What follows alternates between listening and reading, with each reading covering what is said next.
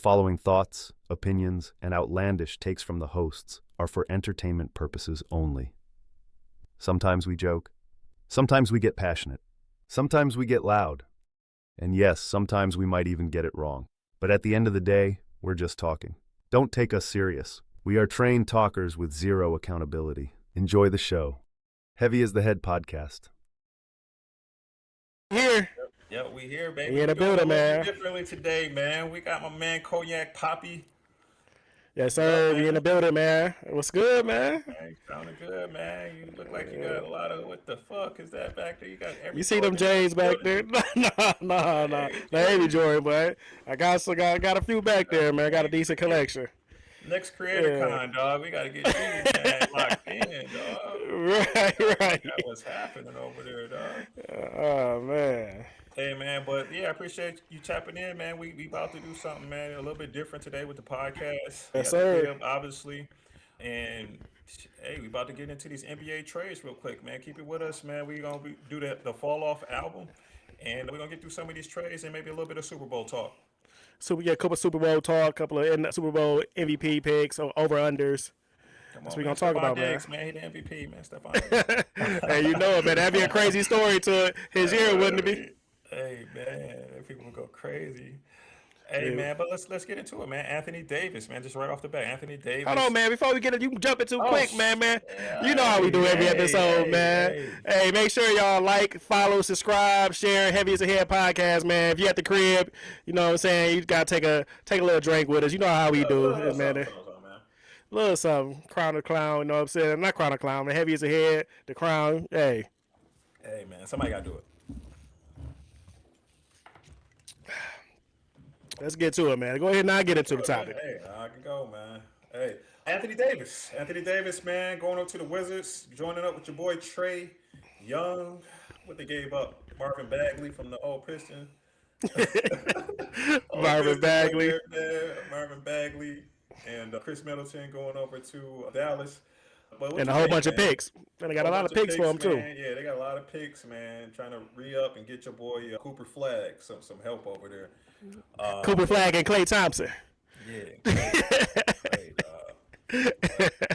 What you think, man? What you think? Good move for the Wizards? Let's start off with the Wizards.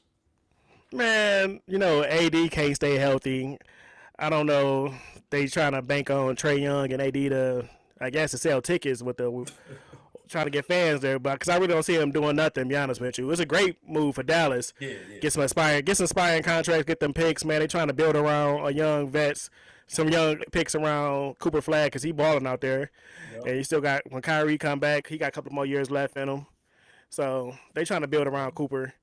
But I don't know, man. I think they just trying to get, Wizards just trying to get some fans in the seats. Yeah, I think the Wizards for sure, man. I mean, they've been an organization that just for the last few years, man, since they gave up to the Suns, and they Chris Paul, Bradley Beal, yeah, they gave up Bradley Beal, man, and they just been trying to get back to just having a star and just trying to just get people in the seats. To me, man. Yeah, since John Wall and Bradley Beal days, I heard they might not even suit up. AD might not even suit up for this year. They may just keep him shut down, you know. So I don't see. I mean, everybody done did that with AD. He just get hurt.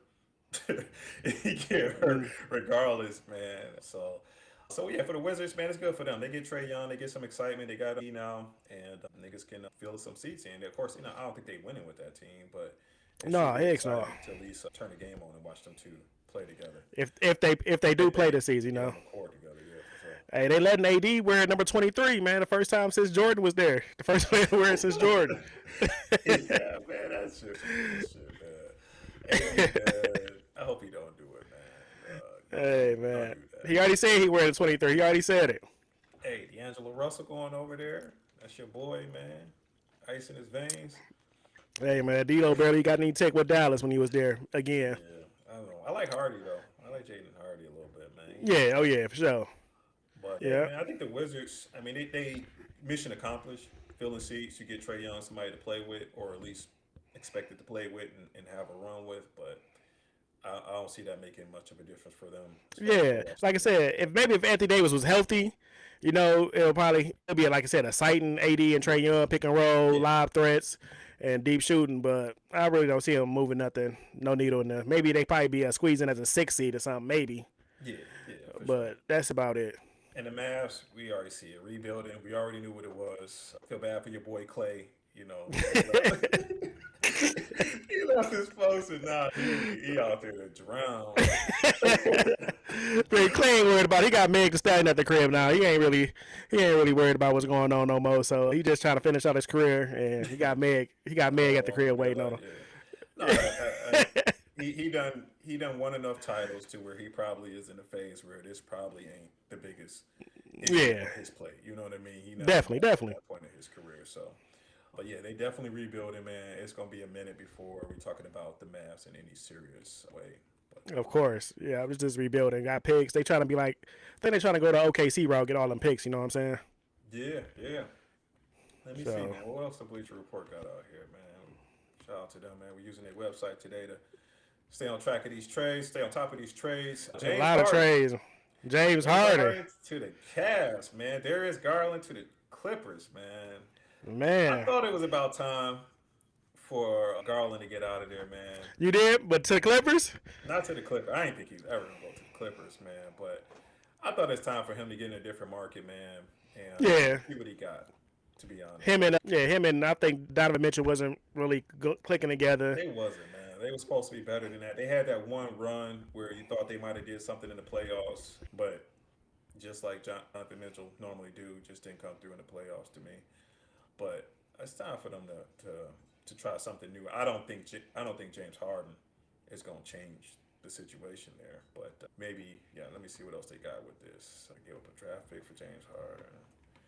Yeah, no, they didn't get enough to me. I don't see what else they could do unless they got some cash. Yeah, no, it's funny though. Like Cleveland gave up a draft pick for Harden. I would like Harden. Not Cleveland. If I was Cleveland, like Clippers, y'all got to give me a draft pick. I'm not James Harden over the hill on his downward career. You know what I'm saying? Well, I'm giving you a draft pick for a player that maybe got 3 more years after. And he known to jump around. I'm not giving a draft pick for a player that's known to jump ship after a year or two when he's unhappy.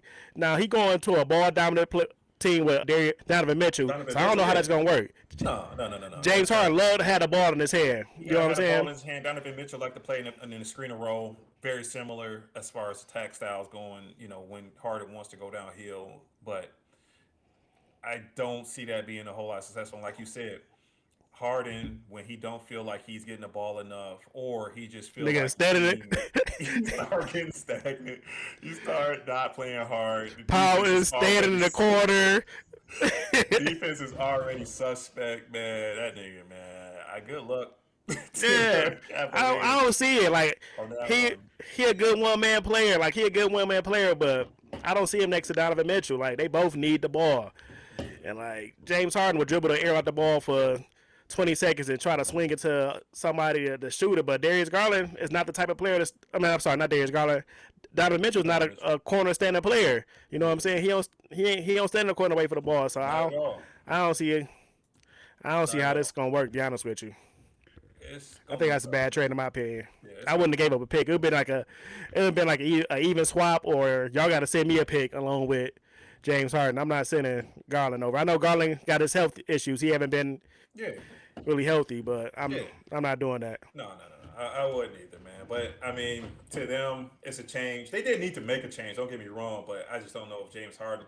Hopefully, they got some other thoughts in mind. Maybe they're gonna put something else together. But I guess that's it for now. Maybe the trade deadline is already going on. Like you said, because James Harden get the pout and he gonna want up out of there by the summer. Then now you just traded your point guard for a player, a rental that's gonna be out of there in the summer if you don't get the ball.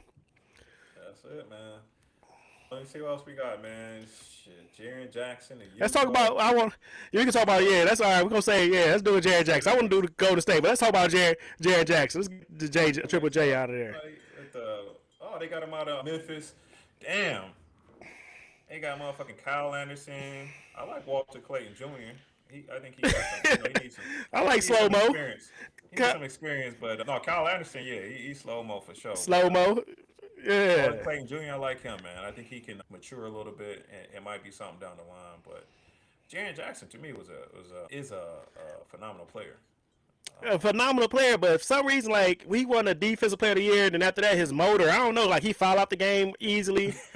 I don't know what's going on, man. Like, I like John Jackson, man, for Michigan State player. You know, I loved him when he was at Michigan State, but I don't know what's going on with him, man. Like, maybe he feel like he got to carry too much the burden because John Morant being in and out the lineup be hurt most of the time or what. But he fouls out super easily. Like, I don't know, maybe he got to learn just how to stay on the ground and stop chasing everything to block or something, because he do fouls out too easy. Because he's a good player when he's on the court. Two-way player, man. He can do it on both ends of the court, man. I think one thing when you're playing in Memphis is all of the other extra stuff that's going on around there. I mean, this guy played with Brooks, and he played with John Morant, two of the most extra niggas. And I think too extra. When you're not the leader yourself, you can kind of feed into the inconsistencies that they have. And I think Jaren is kind of... And he's like, he's quiet compared... He does play he's quiet. And it's not to say that he's not like, he can't lead or anything like that. But I think that you would defer to the more charisma players like Brooks and the energy of John Morant.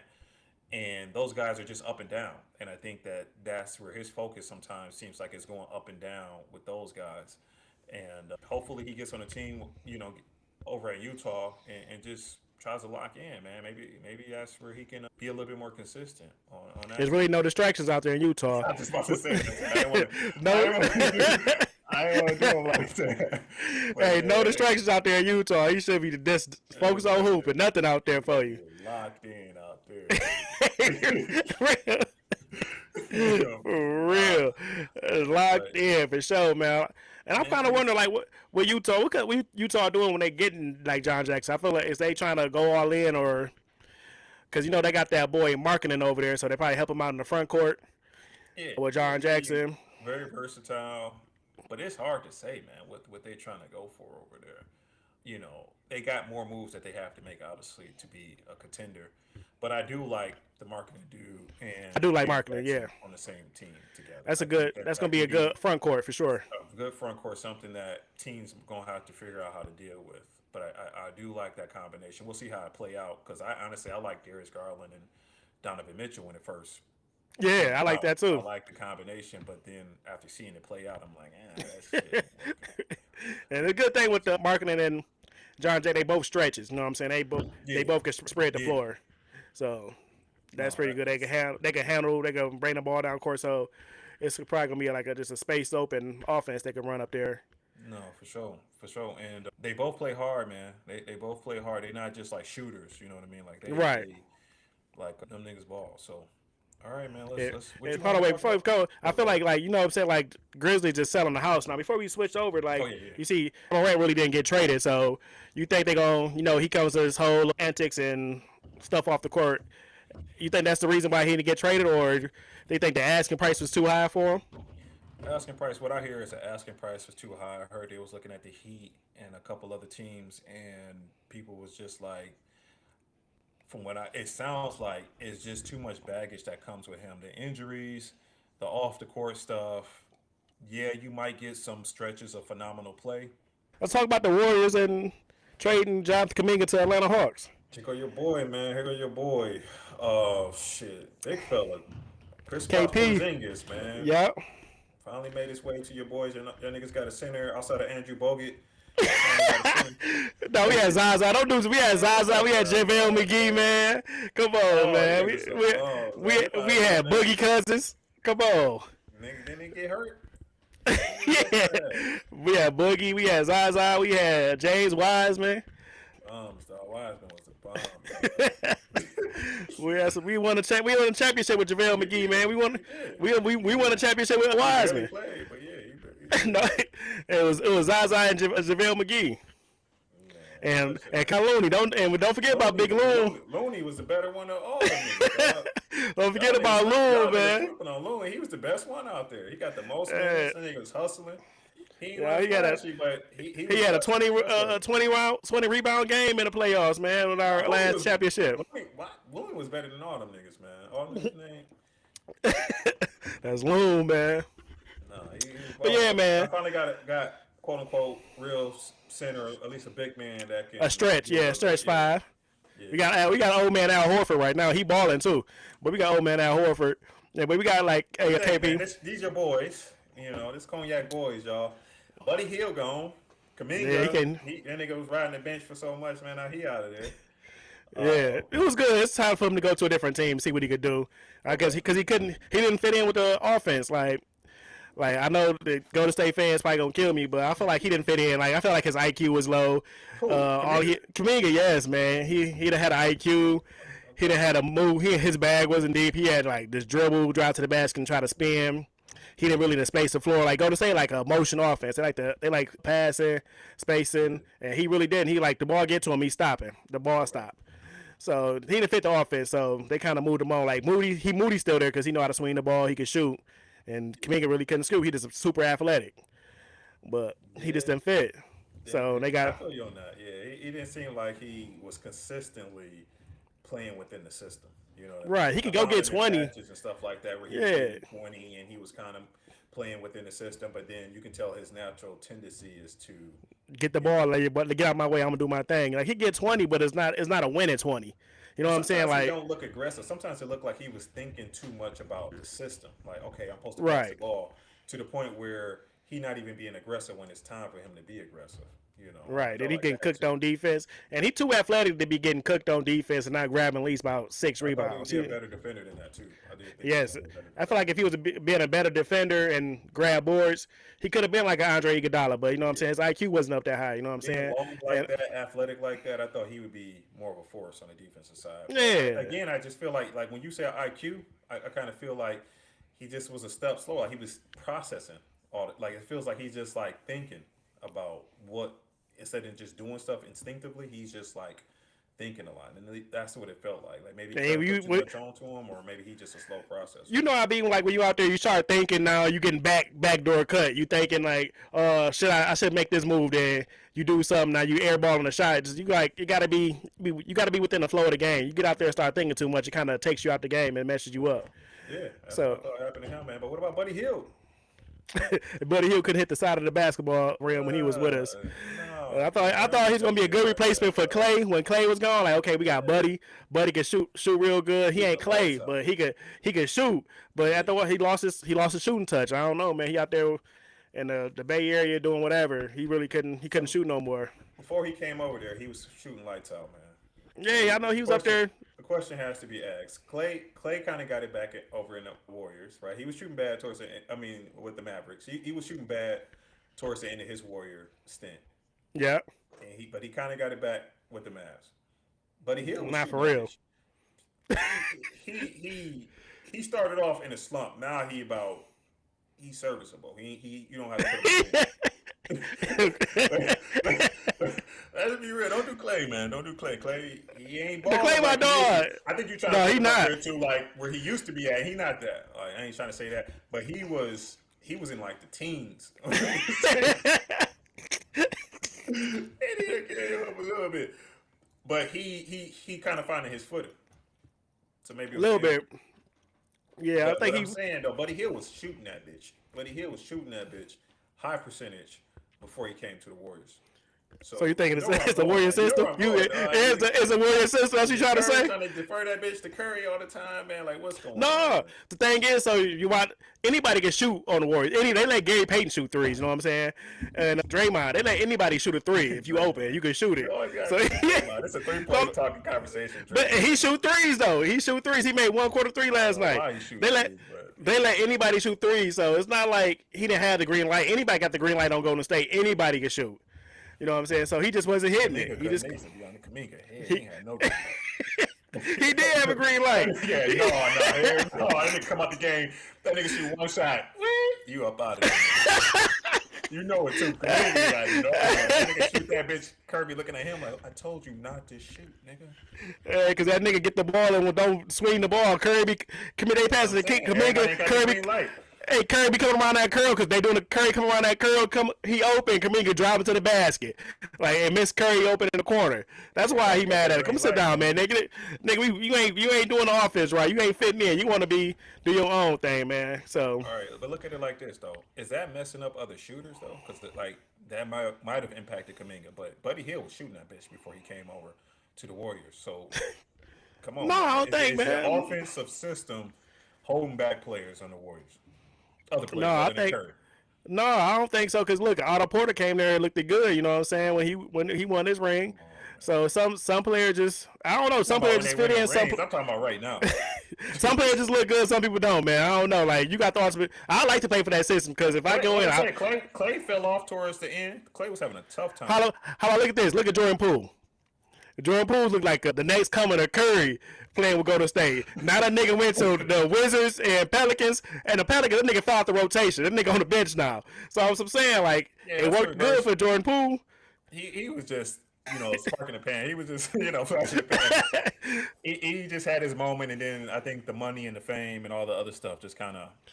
The pool party and shit. Yeah. And then Draymond and then all that other shit. Hell no, man. We gotta leave that. Come on, man. Draymond up, dog. You gotta bring him up, dog. Come on. Niggas get punched on every day, man. You gotta leave that alone, man. You gotta bring all that up. Took all that nigga confidence away. Niggas get beat up in the locker room every day, man. Was going crazy off the setback threes. All that shit away. Draymond took his hell no. Oral was on 1,000, dog. He had the pool party, he had this whole thing, the pool party going on and everything, man. He was the next coming of the Splash Bros. He was taking Clay, supposed to take Clay's spot. You know what I mean? He had Clay feeling tight. Clay was feeling the type of way when he was there. Minutes was going down for Clay and everything. But yeah, Draymond did. Draymond wasted that nigga. Yeah, he did like took the soul from that nigga. He did. Exactly. That nigga had no swag after that shit. Couldn't hit nothing. Step backs, layups, nothing. Yeah, that nigga now he a bench player of the Pelicans. So it's just like I wanted him to come back, man. I would say go trade for him, get him back in there, get him back in the offense, so he can get that open motion again. But get who back in the offense? Get Poole back with Golden State. Poole done. That nigga need to go to rehab. He down there with Zion, man. They mess with the same type of girls now. Him and Zion. Some yoga, some meditation. That nigga need to figure that shit out. He's got that mental block right now. Yeah, for sure. But yeah, man, that was one of the other big picks. We had so many different trades. Giannis. They was playing around. A lot of teams mad at the Milwaukee Bucks because they really didn't trade. I guess that's for a lot. Which Giannis deserve a lot. Getting Giannis, that type of player, he deserve a lot. So, but you think he'll get traded in the offseason or what? You think they're going to keep him? I think you got to, man. I think where Milwaukee's at right now, they're not competitive. Giannis is unhappy. Not happy. I mean, every time you win or lose, you're talking about where's Giannis going. I think it's a distraction for the other players on the team, and I just think that the relationship has just come to the point where it's got to change. Right. Be a phenomenal player. I know Milwaukee probably, just like folks was trying to get for John Morant, they probably won't, everything. But you got to start looking at the value of just getting your team back on the right track. That's right. Like you got to start looking at the fact that just all these talks about trades and all this other stuff, like Giannis just does not want to play there. He has not made a statement to come out and say like, yeah, I want to be here. Actually, John Morant made that statement about the Grizzlies. He kind of came out and said like, I got this tattoo, and this is what I want. Like this is what I'm trying to be about. But Giannis, he's hinted that he wants to go other places, and I think that you got to move on, man. You can't keep holding them hostage to a contract. You got to. I agree. Put the team in a better situation, man, and whatever that really means. You gotta, if they could get off of him. Yeah, you got to try to get him out, and I think teams want him too. I just think that I think that's price so high that it's just two people can't get it, especially with that second apron now. It's just hard. If you try to get Giannis, like you got to trade your good players. Now you're just gonna have Giannis with another situation he is with Milwaukee. You're gonna have Giannis with a lot of role players. Because it's kind of hard with that second apron in there. It's kind of hard to have like a couple of all-stars with Giannis, and then you got to bring on his brother Thanasis. So you got to squeeze him in the spot for him. You got to bring the Nasses along with him because he getting traded with You him. can't say Shador, but you can say that. Hey, the Nasses. But yeah, man. So it's just kind of hard, man. He gonna be a haul, and whatever team gets him, they gotta hope they just keep some good players around him so they can try to win. Yeah, man. Yeah, they gotta do something, man. Because you got Giannis on your team, you're not even anywhere near the playoffs. Come on. Right? Come on, yeah. Move on from that, man, and just get some good players for it. I mean, you can get some good, valuable players as long as he don't get hurt. Not even really. Because when he had look at when he won it, he had Drew and Middleton. You know what I'm saying? Some serviceable, good role players. You know what I'm saying? He won it. Yeah. So if you get that back on the team, they traded Drew away, and he went to go win in Boston. And Middleton are they're really good, and they can be in their own right as valuable as an all-star player. And I know that people might true. That, but like defensively, Drew was one-on-one for sure in that year, and Middleton. When he was healthy, he was over exceeding what you thought you was gonna get from him. Not saying that he was, all-star or whatever, but he was playing. He was a great page. He was healthy. His mid-range was going crazy. Yeah, he was doing his thing. More than serviceable, and he was, so. And then they had a lot of Bobby Portis.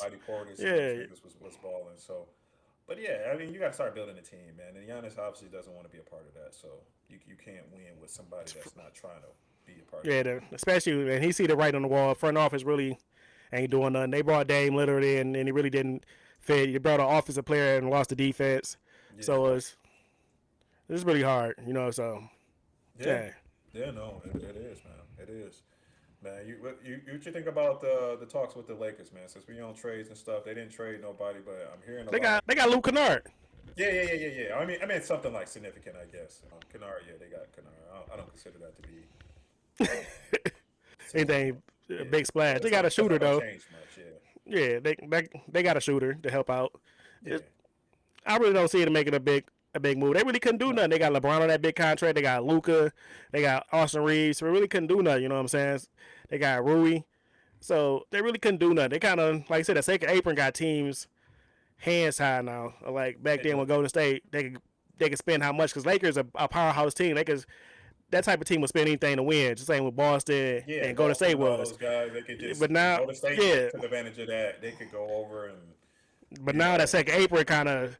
NBA put that on now, kind of tied teams' hands of how much money they can spend, so they really can't get players. You see, they trading away star players. They could just take on right. Like, oh yeah, I can afford it, but a small market team can't afford that type of tax. Can't afford it, so they try to make the playing field even. Now it's kind of handicapping these teams to keep good players. That's what OKC gonna run that in the future. I think that second apron when it's time for the Jalen Williams to get it, J-Dub to get his contract, all the other players they gonna want to get paid. It's gonna be hard to keep Chet, the other boy Isaiah. Dort, SGA, it's hard to keep that team together with all of them on contracts. You know what I'm saying? So it's kind of hard. And then they're a small market, so it's gonna be hard. That second apron kind of just put a damper on a lot of things. To be honest with you. A damper? I don't know. I like it, man. What you think? I don't like it, man. I like that. Well, just like a team just being able to stack like that, though. No, I feel like if the teams want to. So we can just we got all these people in this city, so we got. Just think about it. No, just think about it. Look at all the owners are billionaires, so they got the money to do it. It's just they didn't want to do it. That's what it is. A small market team. Like if you go pay for the players to come there, you're gonna make them revenue back. These teams just did this was okay with being sorry teams because they're in the small market. But if you pay the money, because like Charlotte, they're not gonna make the money that New York gonna make. You know what I mean? But if you get the players there, it's different type of wages. Like $100 ticket in Charlotte gonna get you front row. No, it ain't. No, it ain't. Gonna get you in the bleachers in New York, dog. That shit gonna get you in the bleachers. Man. I mean, that shit gonna be at the rack. But look, of course, $100 ticket in Charlotte because they ain't got no stars. They had Gerald Wallace for the Logan. Somebody like $100 get your courtside today. That nigga get you courtside sitting in the motherfucking announcer table for $100. But some half. But if the owner spend money for some players, man, the ticket $100 gonna get you in the bleeds too, because people gonna want to come. You get star players in Charlotte, they gonna want to go. You know what I'm saying? I'm just telling you, man. Teams owners they be cheap and don't want to spend money. I mean, that's what it is. They're gonna make more money. They're gonna make more money with a star, but they're not making them like they still can get outbidded because New York can still. Charlotte bringing a star, they might make I don't know what the number is, but they're gonna make X amount of percentage more, right? I don't want niggas going through typing up trades and shit. Yeah, we don't know. We don't know the West. But I know that Charlotte's gonna make, let's just say, 20% more than what they normally make. You know what I mean? Blah blah blah.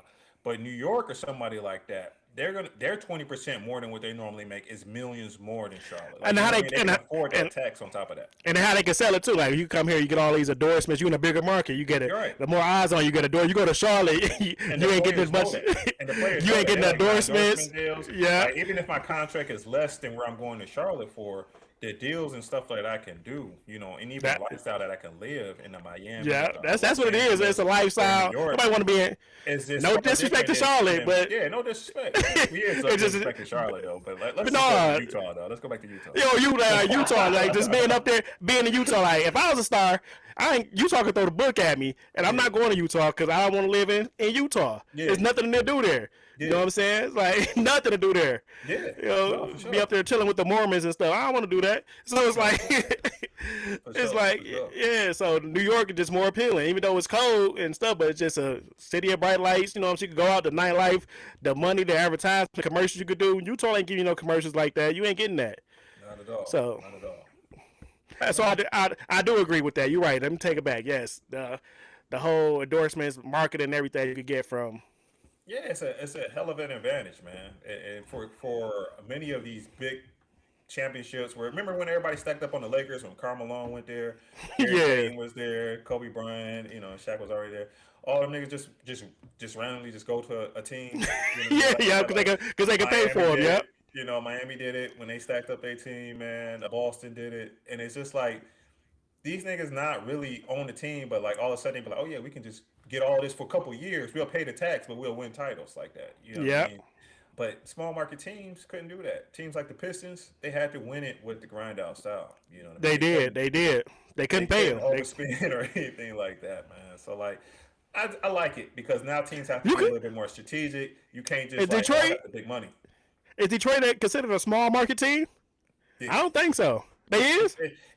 It's small market as in they don't have the environment that's attractive. The cold weather. No, real talk. Real talk. Yeah. When people are trying to decide where to go, Detroit's not a sexy pick. It's just not. Now, when they're a winning team, people want to go to a winning team. But Detroit is similar to Chicago. Cold weather. If you look at it, it's cold there. Same Detroit and Chicago, the same type of environment, city-wise. Yeah. Chicago may have a little better nightlife than Detroit. No. I agree with that. I'm just saying when players are making decisions on where they want to go play for, they are considering I'm not even saying the better city because I think Detroit is one of the best cities. But yes, I'm just saying the environment that they want as far as like family lifestyle, entertainment, things like that. Right. When you look at those things, there's just other cities, Dallas, LA, Atlanta, Miami. Florida, Miami, the New York, that's a destination for a lot of people as far as attraction and stuff like that. The whole California, that they want their families to go to. And that's no knock to Detroit or Chicago. Chicago has the same, I think, challenges Detroit at times. If they have a good team, Derrick Rose is people there, go. People want to go there. But when the team ain't what it is, like it is now, nobody ain't like Chicago's my first destination. You know what I mean? Unless they from Chicago. But nobody's like, yeah, that's my first destination as far as like, places I want to go. And that's Detroit too. Detroit's when they're doing well, Rashid, a good player here and there will come here. But like if we wasn't, rocking out like that, there's nobody that's like, yeah, I'll take a cut to go to New York. Like people are saying now, even though New York's not like the team, people will still say, New York, yeah, I'll go there. I do. I agree. It's just different. Yes. I agree with that. But yeah, appreciate that, man. We hit all the NBA, man. Man. Some other trades in there. Man. Super Bowl weekend, man. Super Bowl weekend, man. Super Bowl weekend. Sapphire Diggs, man. That's what you going for, the Patriots? Yeah, man. I'm going for the Patriots. Oh, man. Going for the Patriots. Okay. Salute to them, man. They new baby, man. And hopefully they bring the Super Bowl home. Okay. What you got, man? Man, be honest with you, like it's really hard. I don't really know. I really don't have a horse in this fight. I wanted the Rams to go, but Horse in a fight? yeah, you're right, man. I have a horse in this race. Thank you. Dog in a fight. Hey, a horse in this race. A horse in this fight. I mixed up them. I ain't got a dog in this fight. I ain't got a horse in this race. There you go. I don't know, man, because the Patriots had a super easy schedule, and I guess I'm gonna go with Seahawks since you're going with Patriots. Seahawks. I want to see that Sam Darnold redemption. You know what I'm saying? It's a good story to his comeback. He was damn near out the league a couple of years ago. Then he moved to Minnesota. Yeah. And turned his career around. Now he went back to Seattle. Now he's in the Super Bowl. So this would be a great, like, a story to his career if he win a Super Bowl. Cap off his career with a Super Bowl. Like, that'd be great. I'm going with the Seahawks, man. I'm rolling with the Seahawks. There you go, Seahawks. Let's go. Man. Let's go. Yeah, let's go Hawks, man. I like the Seahawks, man. I think they are tough on both sides of the ball, man. I like it. It's nothing bad I have to say about the Seahawks. I'm rooting for the Patriots because I want to see Stephon Diggs win the title. And the reason I want to win is not because of Cardi B. I just think that, man. They were like, this nigga rooting for Cardi B. It ain't because of Cardi B. I know how niggas think. But right. It's not because of Cardi B. Honestly, I saw a lot of videos of Stephon just being an ultimate teammate, man. I saw how he got a lot of passion for the game. Something that I didn't realize about him ever. Like I never even really followed him. Besides his off the field antics, you know, his cook and all that. Really What's going on with football, that? Though. No, he really about football. He really about like competing out there, man. And I'm sure there's thousands of niggas on both sides of the ball to do that. But I got to see stuff a little bit more personal. And I'm rooting for him to finish the job. And I'm rooting for the Patriots. You know, obviously it's not just his team. It's not his team at all. It's the entire team that's doing it. But I've liked the Patriots in past years when Brady was there. Yeah, because it's like a rematch from when Brady was there with Legion of Boom, Russell. Yeah, Marshawn Lynch and run it in. Russell Wilson. Marshawn, dog, that shit was wild, dog. They tried to it was wild. They tried to make Russell, a story, dog. They tried to have a nigga walk off the field with a touchdown pass. They thought they could, man. Yeah, picked it off. That shit was crazy, man. It is crazy. They should put Lynch in there. They should put and one day so he could get it in there. Yeah. But yeah, man, I'm going with that's a good little rematch too, though. Like I said, with the Seahawks and the Patriots, the history they have together, and run the ball. You know they're gonna bring it up during the commentary. Marshawn Lynch gonna be there. Richard Sherman gonna be there. Russell Wilson may make his way there. So you know, it's gonna be good. It's gonna be it's gonna be a for sure talked about, man. But it really don't have, you know, obviously those players are long gone, man. And these two new quarterbacks or up and coming quarterbacks, so to speak. Oh yeah, for sure. Quarterbacks are kind of like finding their foot. Drake May in the second year. Yeah. Second year quarterback, and that's wonderful what he did. I like Drake May too. You know what I'm saying? I like him, man. I like a lot about the Patriots. I don't think that. I think it's a very close game. You know, I'm just rooting off of just like I like the Patriots pretty much. But I think the Seahawks have a heck of a chance to win, just like the Patriots do, man. Sure, they got like two great defenses. You know, it's two great defenses. They got great wide receiver core, both teams. They running backs are great. You got K9 for the Seahawks, and you got Henderson, you know, for Patriots. Like so, you got Jason Smith. I don't know how to say his last name, but JSN for the Hawks. You got Diggs over there on the Patriots, man. It's great. It's gonna be.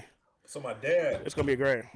I don't even know how to say Enigma Smith or whatever his name is. The OSU wide receiver. Yeah, so Jason Smith from the Enigma. I told him the same thing. I was like, you know, I'm going for the Patriots, and I'm an Ohio State fan. He was like, oh, you ain't going for the Seahawks because what's the name?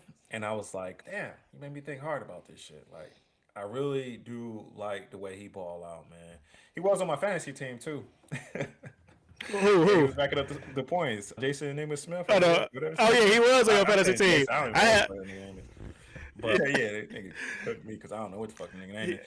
But he was struggling. He was killing too. Like he was killing. He was going crazy. He was going crazy. Like, I had Kenneth Walker in my other league, and in the beginning. Yeah, well, Who won a championship? Who won a championship? Who won a No, hell no. Who won a championship? You read that bitch. Them rules is crazy. Who won a championship? Me. That's all I'm saying. And I had Diggs on my team. And Diggs won it. Everybody on my team was injured except for my man. Hey, matter of fact, I might root for Diggs because he was on my fantasy team who I won a championship on. So I might have to switch up. If Patriots win, that's why I want to be the MVP. Diggs right there for sure because he's on my fantasy team, man. Since we talk about fantasy, you know, we think about the like over-unders. You think Drake may going to get under 263 yards, passing yards plus rusher? That's the like popular projection going on. With total yards. Passing and rushing. That's all like on DraftKings. Hey, DraftKings, come on, man. Give us a sponsor. Have us a head, man. Come on. You know, the crown is where the head. Come on. The head, where's the crown? Let's do it together. Hey, Drake may, if they win, if they are focused, he's gonna have over 263. 263 passing plus rushing yards. Yeah. I see him he be moving too. 120 yards passing, and it'd be pretty close to pick up. Like you said, he runs for first down here and there. He can get about. He kind of remind me of Josh Allen. Josh Allen on the him and Bo Nix. Yeah. Like, him and Bo Nix, all three of them, they be moving. They be moving out there. Some big ass quarterbacks rolling down the field. They do. Now, Drake May will pick up some yards on there too. 263, man, because I think that from a passing standpoint, he's gonna have to be able to pick up at least 200 yards if they win. So he got to.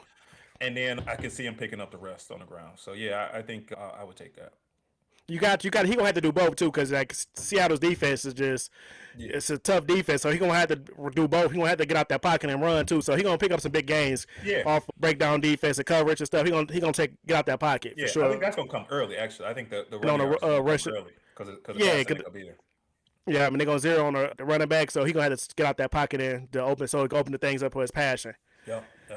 And I feel like for the Seattle side, I feel like for the running back like Kenneth Walker, K9, he gonna have to do his thing because you know the backup kind of he hurt. What's that? Zach Charbonnet, whatever his name is, Zach. He hurt. So ever since he hurt, K9 been going crazy, especially in his playoff run.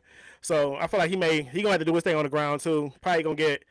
They saying over. They gonna get over 70.5 rushing yards. Kenneth Walker. Yeah. Ooh. It may be under. You think he'll get over? 75. If he 7, get over 7.5. 70.5 rushing yards. Yeah, 70.5. Yeah, I think so. Yeah. You think so? Especially with the backup injury, he probably gonna run an extra. I mean, it's no game after this. There's nothing to save. You got to go up. He gonna run a lot. I got him for 70. Yeah, I got him for 70. Yeah, I can see that for sure. Especially when your backup hurt. This is the Super Bowl. We're gonna run you to death, and he's durable. I mean, he can get hurt, but I mean, it's the last game. I think he can hold up for that. I'm gonna go with you too. What about the anytime TD scores? Like I think K9 gonna get a touchdown for sure. K9, Smith, Jason Smith, and I don't know. I don't think Diggs gonna get a touchdown in this game. Be honest with you. I don't think Diggs gonna get one. Dude. It's gonna be Butt or Mac Hollins or something, or Booty may get one. So what was it? What is it again? Anytime TD scores. Oh, anytime. It's gonna be. I feel like K9 gonna get one for Seahawks and Jason Smith because he their best weapon receiver. He gonna get one. Yeah. Or maybe hold up. I forgot about Cooper Kupp out there. I forgot about Cooper Kupp. I don't know, man. Smith gonna get one. Smith definitely gonna get one, man. Smith is gonna get one. Yeah, I think Smith gonna get one. Walker gonna get one. It may not be a run in. He probably get maybe a pass or something. I think K9 gonna get one. Yeah. And I don't know. Diggs is not a Diggs. I don't think Diggs gonna get one. I think it probably be Hollins or maybe even Hunter Henry. I like Drake May on a running touchdown. On a scramble? Yeah. And then I do like Diggs if they inside the red zone. I know Booty. He could get one. You had one of the other receivers too. What's the other boy name? What's that Patriots receiver name? Demario Douglas. You got Demario I Douglas. had the receiver, nigga, because all my niggas was getting hurt. No, that was Travis. Dog. That was a travesty, dog. That was terrible. Mac Hollins don't wear no shoes in the wintertime. He said he'll eat vegetables. So I don't know, man. Patriot, I would give you Drake May rushing, and I'm gonna go with Mac Hollins on touchdown. Oh, you know who we forgetting is Henderson healthy, right? He should be, yeah. The running back. I forgot. I am forgetting about him. He gonna get a touchdown for sure. Henderson for sure. Yeah. Yeah. Yeah. He is gonna get one. Henderson. Yeah. Yeah, I agree with that. Don't take our words on it. We up here just guessing like everybody else. But I ain't guessing. This shit facts over here. Go ahead, put it in there. Put this. Show me the slip. Show me the slip, man. I put that shit on DraftKings. Tap in. Hey, DraftKings, man, go ahead and put a prop bet in our name, man. Heavy's the head prop bet. You know. Hey, the prop bet, Heavy's ahead.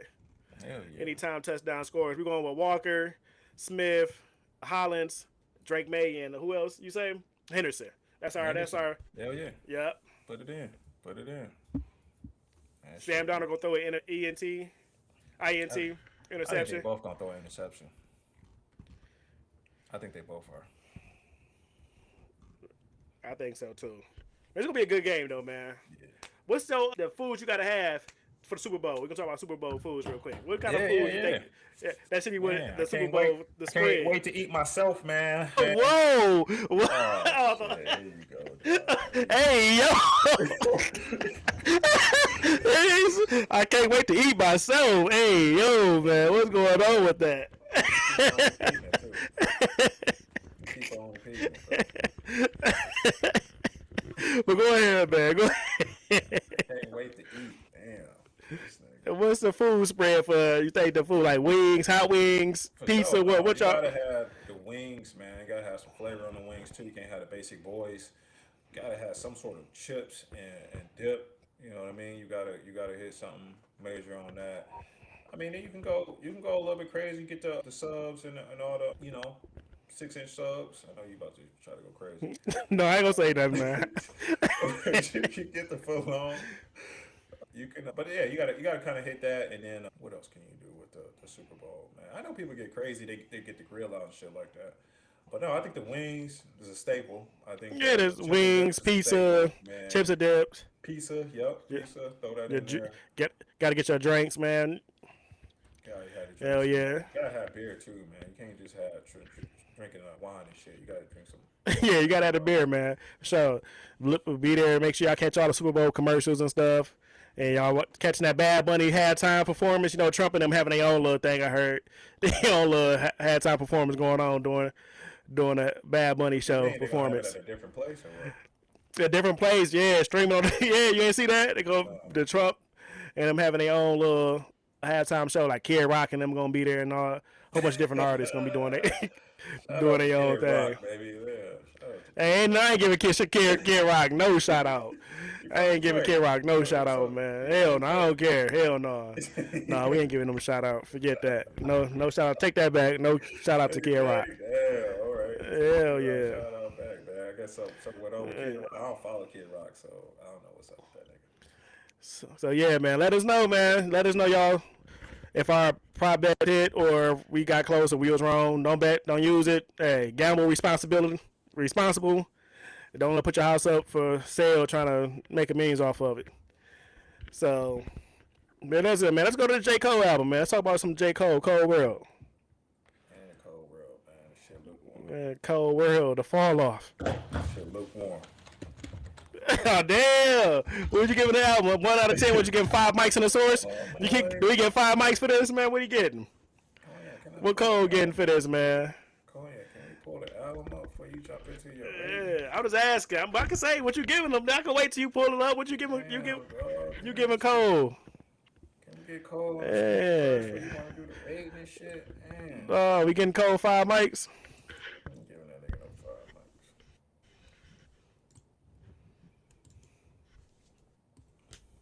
Oh shit. Let me get this shit right real quick. So yeah, the fall off. I I'm giving it.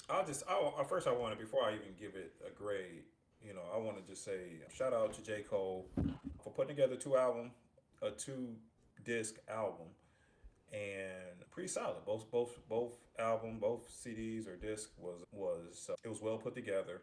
It wasn't just repetitive songs.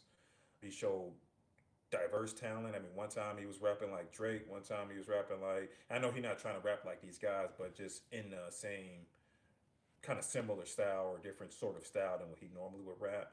And then I felt like one time he was going into like a Kodak Black sort of vibe, and then another time he was going into almost like a Kendrick vibe. But I think his intention was just to show that he can do a lot of diverse things with his pen. Definitely showing that lyrical, menacing, yet intelligent wordplay. So first and foremost, I want to give him credit on just coming back with a full piece of work that was definitely, we missed J. Cole. His last album was 2021, something like that. But yeah, I just want to give a shout out to him for that, man. Yeah, we can be critical as fans and want more of this and want more of that. I think when his mixtape came out, I was all like, he talking about he the best and he talking about this, and how can he talk about that, and he didn't go back at it with Kendrick and everything else like that. And that to me is true. When you're on the mixtape vibe and you talking to big shit, you know you would have hoped that he would have kept that energy. But for an album, you want a full piece of work, and I think he gave us a full piece of work. He gave us something that ranks up there with some of his best, you know, better pieces of work. And so salute to him for that.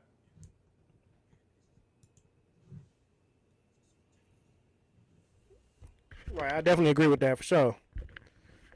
But yeah, it was a I didn't finish the whole thing. I went through like I made it to but this 2039, Mm-hmm. and halfway through that, I heard my last thing I heard is what is the one with the what if with that Biggie and Pac song, Yeah, and I feel like it's a great storytelling album, man. I feel he like did. this is could be his like maybe his one of his best albums he did from his standpoint. From his Because I standpoint. like Forest Hills Drive. I think that's one of his dope albums too. But I feel like this he took 4 years to put this album out, and I feel like he put a lot of heart, soul, and thought into this album.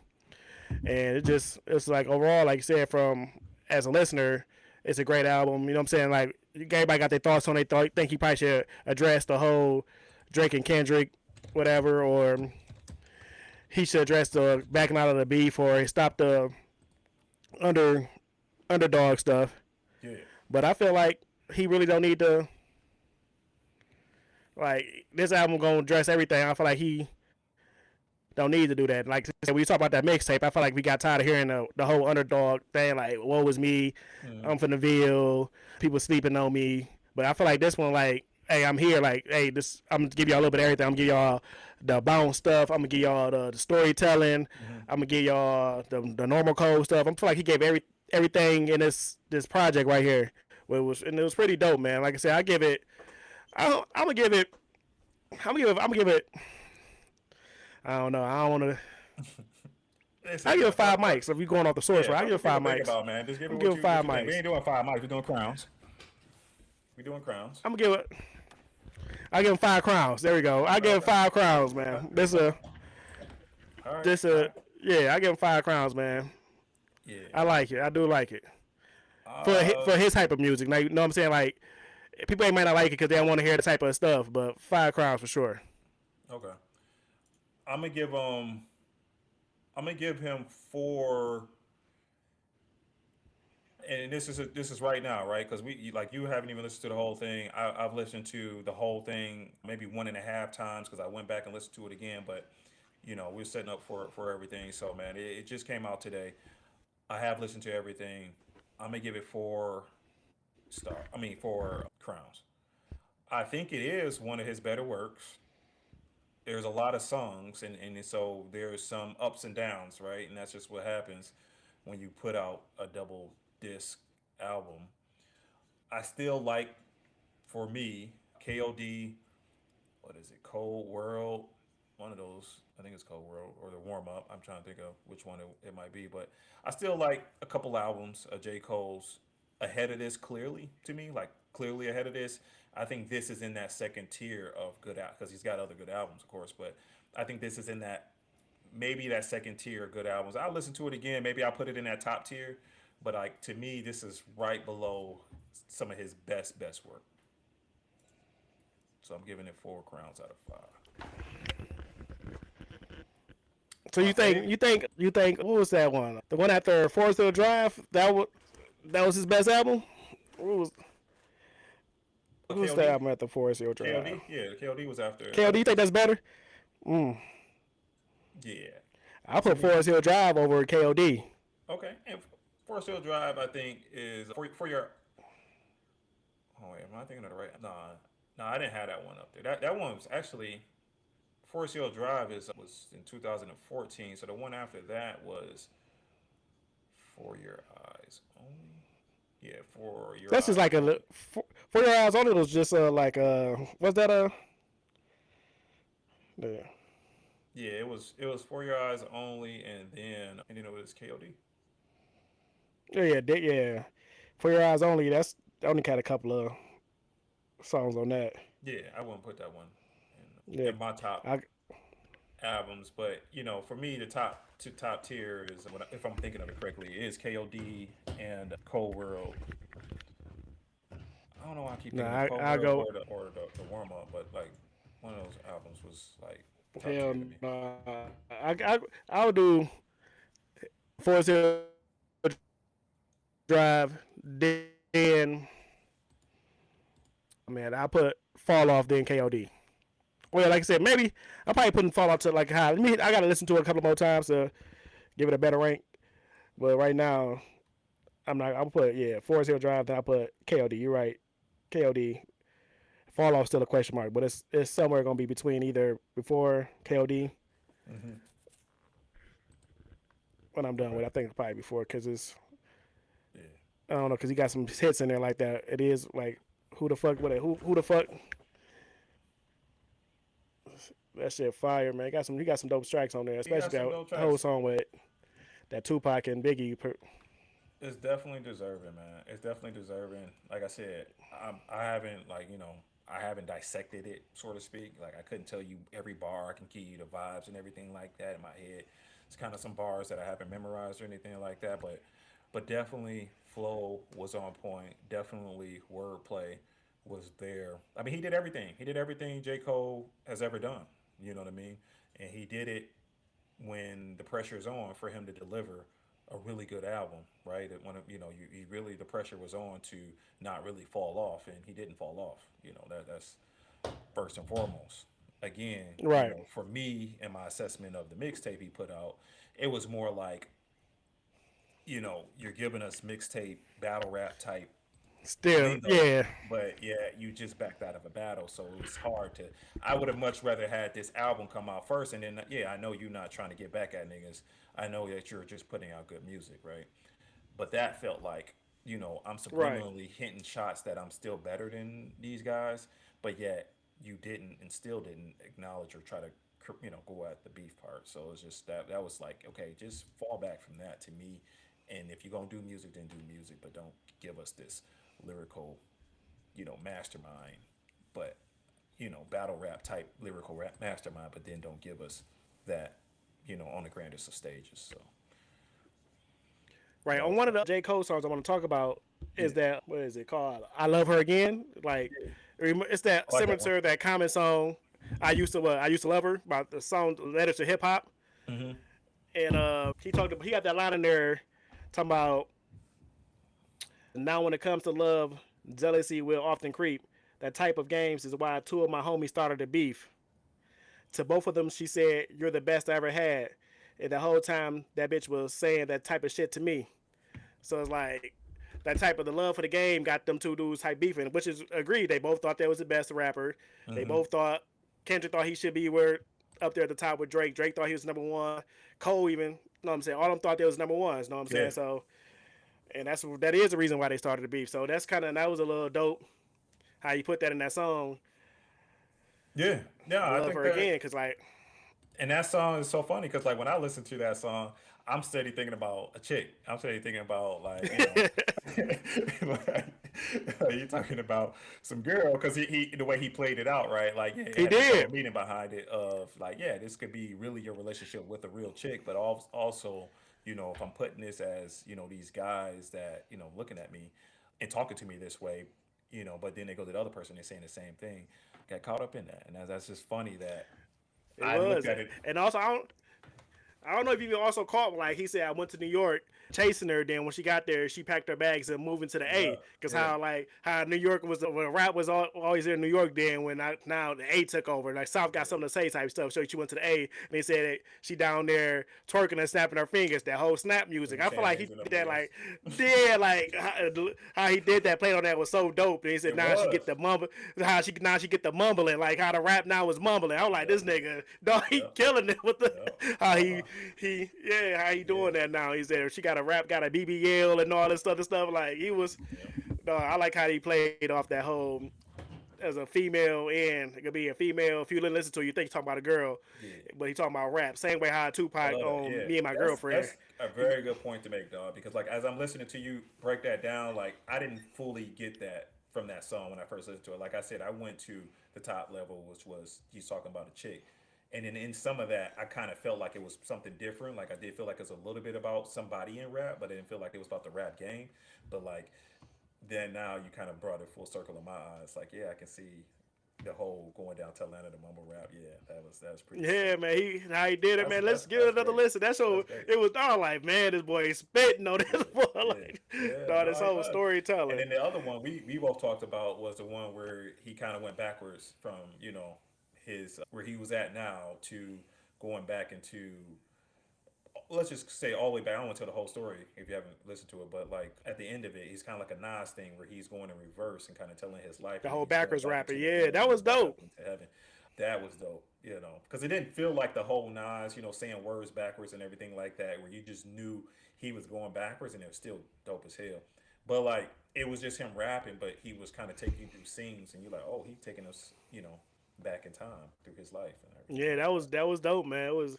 It was dope, man. Like he just, like I said, I just feel like this project, like he put a lot of work in, Yes. and it was just him. Like he got like a few features on there. Like you said, you hear Future in the background, In her future a you lot, hear yeah. you hear Tim's, but it's like it's just him just giving us straight bars, and Yeah, I feel like bars upon bars, very creative. Didn't have anything to me very repetitive. At a time when he really was called on to really try to show us that he still got it, he does still have it. Got to listen. It's so many songs, man. It's only one day out, so it's hard to really fully dissect these songs when you're trying to get through everything. But man, shout outs and to we J really Cole, can't play man. it on here for y'all because I wish we could play it, but you Yeah, don't want to get a man, little because strike on I hit that YouTube gonna button strike right us now. across our head. Yeah. That button right now, man. But YouTube gonna strike us across the head, and you ain't gonna be able to hear it. But man, let's go ahead and give it a listen. Just go get a listen for yourself. Don't go by what Twitter gonna be saying or your homeboys. Go give it a full listen, fight by yourself, and give it an honest ranking. Because I know people still got the whole beef scenario. Y'all is being biased. There's a lot of bias out there right now. So just give it a full listen. Give it an honest listen, and I think one of tell the us what you think about it. yeah, y'all for sure. Tap in, man. Tell us what you think, man. And I think one of the questions I think going into this album that I want to ask everybody is the success here, which we're both saying I think this is a successful album. The success restore, some of the damage that was done from backing out of the battle. Do we go back and That's say, a good question. That's a are we great cool with question. that now? Because a lot of people wasn't cool with it. A lot of people thought No, you know, he should have at least not retracted the song that he put out there, or should have never put the song out there and then retracted it. So a lot of people kind of like jumped off the J. Cole bandwagon. So to me, does this album, if you consider it to be successful, does this kind of make you go back and say, yeah, no, I'm back. J. Cole's one of the top three rappers? no, I think that's set in stone. There's nothing he could do to change what he did with that.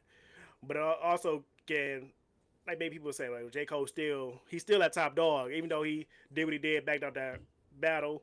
Yeah. He's still up there with him. You know what I'm Okay. saying? And I really want people to start. Let's don't try to even hold that against him because people back out of fights all the time, battles, fights in real life. Just because he didn't want to go, he thought these niggas would slap box him, like, oh, these niggas serious, they really fight. Now I don't want to do it. You know what I'm saying? Like, it's cool to back out of stuff when you realize niggas is getting serious. Like, oh, okay, I thought y'all was joking. I ain't gonna crack jokes on y'all niggas no more. Y'all getting too serious. You know what I'm saying? So it's cool. I wish them niggas will like at least take it. Like, come on, man. Like that's just not him. Yeah. You know. So yeah. I wish we really wouldn't hold it against them. Because niggas back out of shit every day of people getting serious. People start cracking jokes. Next thing you know, they fighting. So, yeah. So I'm niggas, and I do hold it against. He gonna hold you up, dog. I'm niggas, and I hold it against them. And this is my reason for it.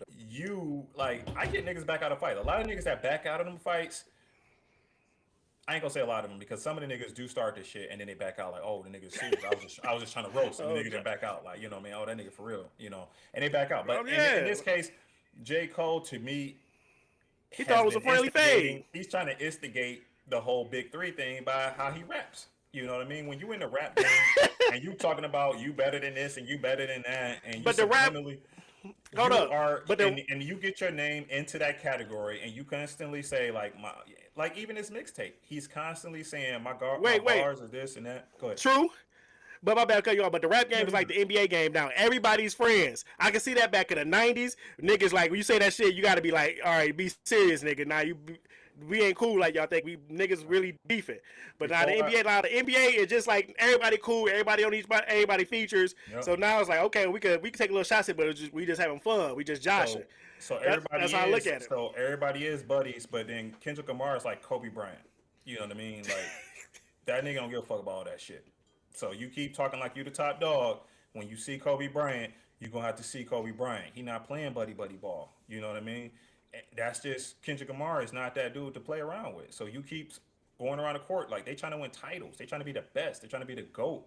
They're not trying to be one of the big three. And that's where they fucked up with. I think Drake was cool with being who he was. Most streams. If you listen to Drake lyrics, he always said me. He never really gave shout out to the big three. He was always talking about himself too. Yeah, Drake, I don't think wanted that type of confrontation at the same time. I think he got into it, but I don't think he wanted. I think his ego wanted it. I don't think he personally wanted it. I think his ego was like, you know, I think I can beat him, and that's why he did it because he thought that he could really do it. But I don't think like from his whole flow, like his songs and stuff like that, like you listen to his album and stuff like that, I don't really think he wanted to go that far. I think maybe he wanted to exchange a couple of like pop shots. You know what I mean? But I don't know. Drake love him. Drake love rap too. I'm trying to be respectful of Drake too, because I think. Yeah, I know it's hard for you. It's hard. No. What I'm saying is there's two different levels to it. I think Drake wanted the battle. Like I don't want to say that. Yeah, he loved hip hop too. I think that, like I said with Kobe Bryant, I think that Drake wasn't prepared to be as serious as it was going to get. That's what I personally feel. I feel like it was going to go to a level, or it went to a level that Drake was just not prepared mentally to really go to. Or I could just be wrong and Drake just isn't that type of, you know, battle rapper. But to me, I feel like it got a lot serious. Kendrick Lamar was willing to die on his shit. Kendrick Lamar was willing to do whatever to win. And I just feel like Drake wanted, at some point, like, you know, this is getting deeper than where I'm really willing to go. Especially when the stuff about the pedophiles and all that shit started circling and stuff like that. I think Drake was just like, you know, that ain't, like, this is going left. You know what I mean? So I do think that Drake does like the beef, unlike J. Cole. So don't get me wrong in that. I've seen him long enough, you know, any nigga say anything, he will snap on him in the song. Like I've seen that, you know. Yeah, Drake will send shots back to somebody sending shots to him. Most niggas don't really, except for Pusha T. Most niggas don't really. Him and Jay-Z send shots at each other.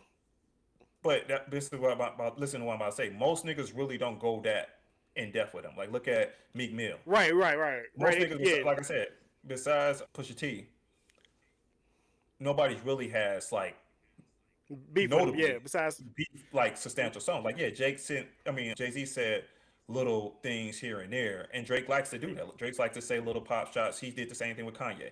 Said little stuff here and there. But He whole did that to all of them. songs, Common. He did that to all of them. yeah. Common. He did that But to whole songs where Kid niggas Cudi. is actually Right. holding their own. Like he stopped the beef with Pusha T like real quick. Like when Pusha T got off. No, hold on. Jazz Prince stopped the beef with Pusha T. Come Okay. on now. Whatever you want to say, Yeah. but the song stopped. Yeah. It wasn't. He wasn't going on Hey, forever. Jazz Prince Whatever- stopped the beef. He told listen. Drake had a response, and Jazz Prince told him not Supposedly. to put that response out. Supposedly. So he had a response. But these niggas still supposedly sending shots. These niggas still sending shots, by the way. it's But- Pusha T still a shot. That's how he sell records, but that's hitting the hit on there. He's got to sell records by mentioning the boy's name. But Listen, I ain't arguing with that. Them niggas like 30 years old.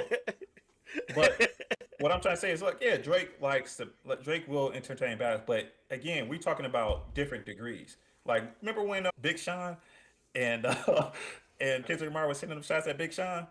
Like that shit could have Yeah. turned left if Big Sean would have responded. it could have. It could That have. shit could have turned left. We could have been talking about. because- We could have been talking about a whole other big beef instead of what's going on now. Because that whole could have just nother beef, changed dog. everything. Because Kendrick Lamar is that type of person to where those little back and forth things, he is waiting for you to send something substantial, and he's going to go into like, okay, this I'm waiting for. I'm about to annihilate you. Kobe Bryant's that way. Kobe Bryant don't want to just win the game. He wants you to score 0 and him to score 80. Like he doesn't want it to be close. He don't want it to be like people guessing what the bars is about. Like he wants to go at it. You know what I mean? And I feel like Drake is cool with I send a shot here, you send something, niggas say I won. You know, I hit you with a track. You hit me with a track. Mine did more streams than yours. Okay, you know what I mean. I won. But Kendrick Lamar is like, I want to obliterate you. You know what I mean? Kendrick Lamar might be still Right. dissing Drake 10 years from now. Like he's just No, that type of nigga. Kendrick Lamar's career is tied to Drake for the rest of his No, life. both of them are tied together because of this. No, Like, hell no. Drake ain't tied to Kendrick. It is. Like Kendrick tied it to is. Drake. No, they are tied together. Like both of them are. It's kind of like Jay-Z and Nas. Like one can have a better career than the other one. I'm not Nobody I'm not tied debating Jay-Z that. and Nas I'm together not no debating more. that, but they are tied together as far as like two kings of hip hop. They came up in the same era. They both battled each other, and we talk about who won and who lost. Biggie and Tupac, right? Like they Right. are tied together, right? True. They're That's tied together true. in Because they that both sense. died. I'm not That's why they saying tied about- together. I'm not saying about they just tied together. Like regardless of how the beef and everything. Like they're tied together. Their careers and stuff like that. Who did better or what? Like that's not what I'm saying. I'm just saying that their careers now have hit this intersection to where this is intertwined. Like the Kendrick Lamar era that has shot off and he's going on to the Super Bowl and this has become more than just a rap thing, but to a national beef or battle for like, people to look at and reflect on. Like this isn't like something small that you just sweep under the rug and then everybody just forgets that 10 years down the line that they ever even battled. Like this has been Right. significant enough. So I'm not trying to say that Drake needs Kendrick Lamar. I'm not saying that. I'm not saying that he needed Kendrick Lamar to be successful. That's not what I'm saying. And I do think that Kendrick Lamar has gotten more notoriety from the battle than what Drake has gotten. Now, that's clear. But what I'm saying is they will be remembered together through this event. I'll agree with that because definitely Kendrick supposed to let the party die, but he's at every a party event now that he was before. So you know what I'm saying. Now, I guess he getting what he wanted. He getting what he getting what he wanted. He thought he should have it. Now he getting everything. So Yeah, he getting the recognition that he felt he deserved. hey, And I mean, and he earned, to a degree with the way he performed in the biggest of moments, like J. Cole. J. Cole would have stepped in and did something significant. Maybe, things would have turned out differently. But again, I don't think that that's J. Cole's motive.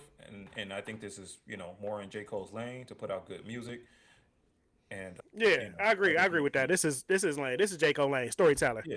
This is J. Cole Lane, and that's he why wants to be I feel like known for the being big the three. best, but like not through battling. I think he just wants to put out good music, and then you come back and reflect and be like, yeah, that was some dope shit. That was just top tier.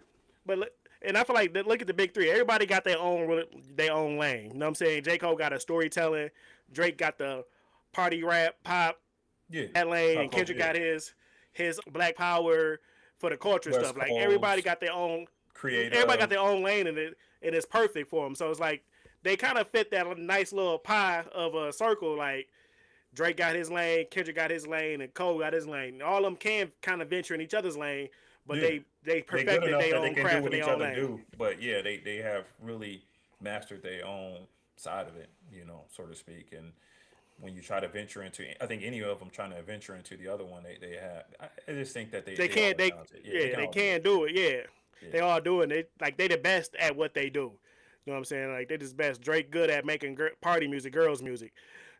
Kendrick, you know what I'm saying? You want to hear that like yeah, man, the Black Panther Party, like that type of music. DNA, that he got some good storytelling songs too. And Cole make you feel like I'm energy from his music too. Kendrick Lamar, it's not just like Black Panther, but it's just like it is culture. It feels real. You know what I mean? You feel like it's more than just about the lyrics. It's about something that's in a lot of our hearts, and it moves you.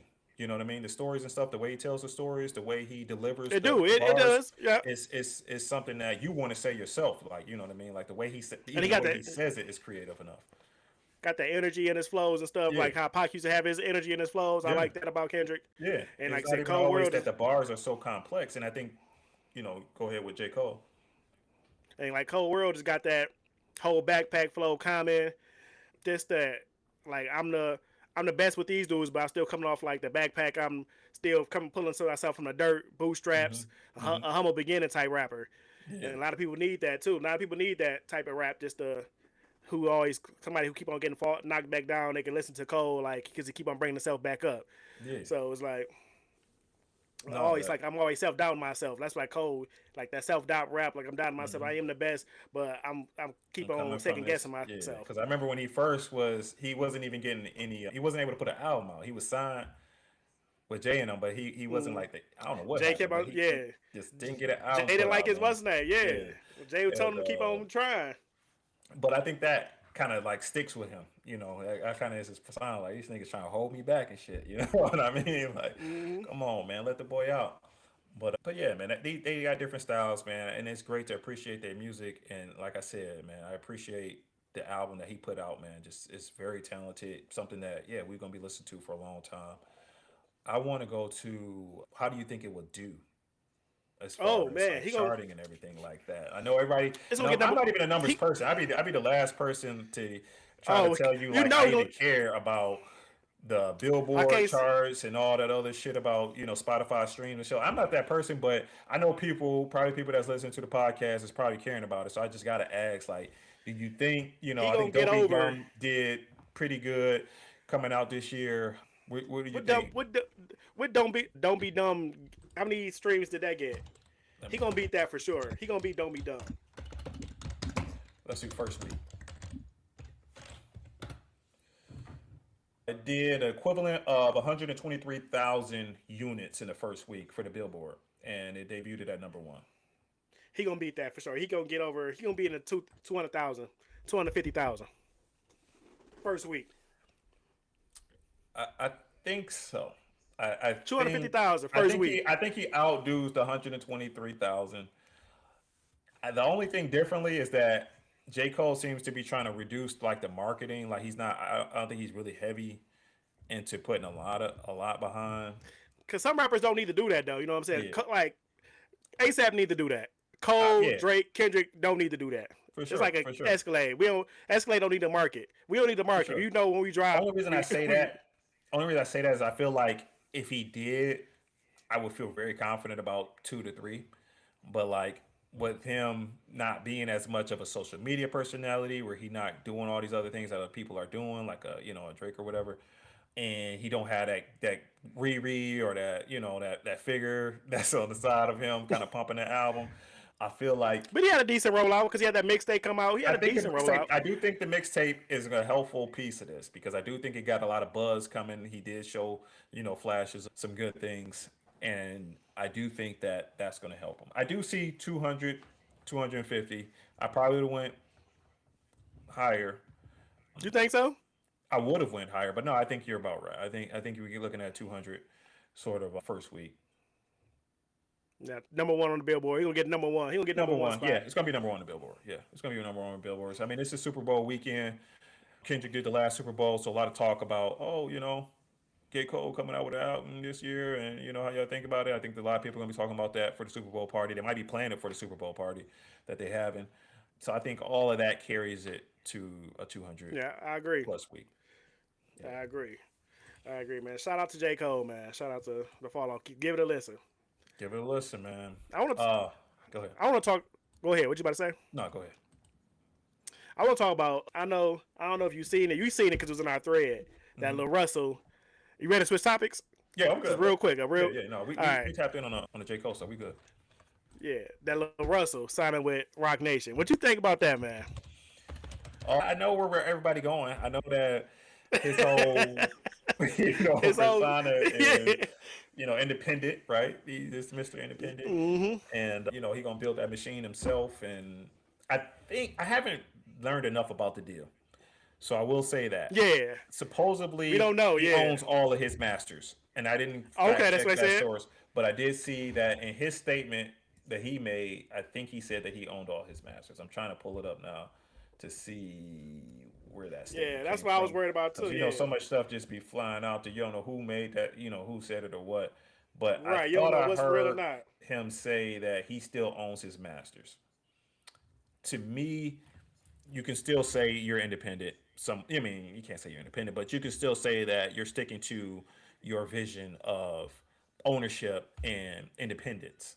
But you're not an independent artist, you know what I mean? But you do have some sort of independence there. But I feel like, though, I see it right here. I beat you to it. My bad. You go. I'm cut you off. Lil Russell stated during his interview that he will retain his publishing rights and ownership of his masters. Yeah. There you go. Yeah. So I feel like if I'm his fans and everything like that, and I backed him maybe for those reasons because I felt like he was fighting a good fight that whatever. I feel like, if you hear those details, you might say, no, he's still doing it the way I thought he was doing it. Some people might not. Some people might say, even though he signed a deal, he's getting all this money, they're going to start pushing him and promoting his album. He's like most other people. He just owns his masters and, has his publishing rights. But he is getting pushed by a machine now. So that's good then. That might be where some people draw the line. But it can be mixed, though, because people can look at him and say, well, he does still own his music. And that's where independence to me, But the thing is now, do he lose his freedom now? Because like back when he was independent, he could drop any song he wanted to. Now you at a label, you can't drop any song you want to. Them niggas like the machine. You may be feeling it. You and your homies may be feeling it, but like, might be like, whoa, this shit ain't radio. This shit ain't for the radio. Like this shit ain't gonna be a play on the radio. We can't. Yeah, it's like out. This song comes first. You gotta make a lady song. You gotta make your lady song. Now it's different. Make this club song. Yeah, wait, we gotta get you in the club. There's new avenues to tap into. So you start. You might try to make a TikTok sound or something like. It's different. Like back then, like it was just him in his backyard throwing concerts and any song he wanted to make. You know what I'm saying? It's probably going crazy out on the West Coast. You know what I'm saying? I like Lil Russell. Yeah. I found him on Instagram, but like I got some songs on my Apple. But like you said, now you got to make songs for the radio now. Like I never heard of this shit on the radio because we in the Midwest, we in Michigan, so it's probably not played out here. But now you got to make songs for everybody, not just for the niggas on the West Coast. You got to make songs for everybody. And that's why labels even sign people, because they know that there's so much more market for them to tap into, right? Like he's doing his thing and he's tapping into the markets that he's been into. But they're like, man, I can take this talent and I can put him into, like you said, I can put him into TikTok. I can put him into this culture music. You know what I mean? I can mix this person into, the club a little bit more. I can get into this avenue or that, whatever it might be that he's not really tapped into. They're going to start slowly putting him into those other spaces because they want to make more money off of it. The only way they can make more money off of it is for him to tap into other, pockets of people where people are at and stuff like that. So then he then has to, like, you can't just keep putting this out. You got to start putting this type of stuff out. And he's going to have to adapt to that, that you're now a part of this commercial entity that needs to make money off of this deal, and they're going to be pushing you to do these things. Yeah, you might still own the music, but they still are getting their cut, and they still going to want to see you make even more money than what you've been making. So you do have to push yourself, and you're going to have to be okay with not every project and every song being about your passion. True, that is true. Now you got more people to answer to. You got Yeah. There's no more passion projects now. Yeah. I mean, it can be, until this it's still gonna be record passion deal up. projects, but it's gonna be that with some. There's gonna be less passion project. Like me, you may have one Yeah, passion it's gonna song be. on your album. No more They're passion gonna, CDs. You get a yeah, passion song, nigga. yeah. They're gonna definitely make you be a little bit more diverse, and that could alienate some people. You know, that could be some fans to be like, man, why is he doing this? Why is he doing that? Why is he talking like this? Um, we'll see. Obviously, we'll see. But I think that was J. Cole's, honestly, just still talking about J. Cole here, but I think that was J. Cole's struggle too, is some of the nature of being on a label and not being able to just do mixtape type or just your vibe type of music, but kind of expanding out to different audiences and stuff like that. Got to get it. Because I think he off the record, he on his own now, ain't he? The fall off is by itself. I thought I heard something like that.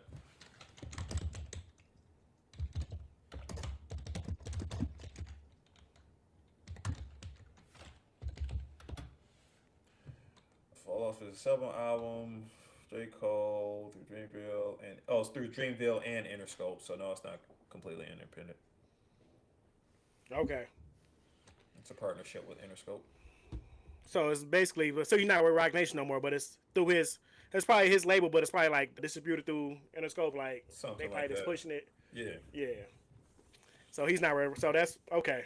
Yeah, no, he's not Roc Nation though. Doesn't look like it. So yeah, so it's kind of still, that's why he kind of get to do what he want to do. Probably took 4 years to be able to drop it too. Yeah, he probably had to let some of that. Yeah. Even the way he put it out with the whole his website and everything like that, that was it's more of his machines head, would have said, let's do this. Nigga, no, we need a little bit more promotion. Yeah. More machine, like we need a little more promotion than what you doing. Yeah.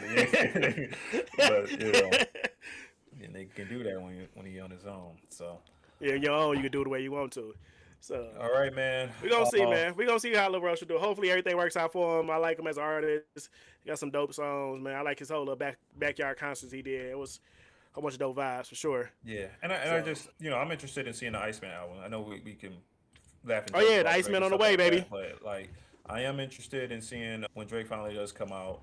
Just J. Cole album has me just inspired to hear some really good music, some really good songs again. You should drop it at least, like, let this Cole album simmer for a little bit. Drop it, I say a couple of months away. Let this album just have its shine. Then drop it probably in the. He dropping that shit. I don't know, man. So make us some summertime album, man. Drop it for the summertime. That shit gonna go crazy. Drake gonna have some club songs for the ladies, doing TikTok dances and reels with it. You know what I'm saying? So that's what he probably gonna drop it for the summertime. He might, but hopefully it's not like I get that, man. The Nokias and stuff like that, man. But I just hope that it's more. You know what I mean? It just swings more into different, like to the genre he was into more. I want some rap. Yeah, I want some rap for sure, man. I mean, I know he does the diversity. I know he's pop culture and all that other stuff, man. But the one that has us talking about Big Three, I want to see that one pop up a little bit more. I dig it. Yeah. But yeah, man. But hey, man, I loved what we did here today, man. It was dope. It was dope, man. I'm glad, man. We got a chance to do it. We got actually a chance to put this together, man. And many more for sure. I think is gonna come from this. We got an hour and a half of footage off this boy, man. What we doing? I know.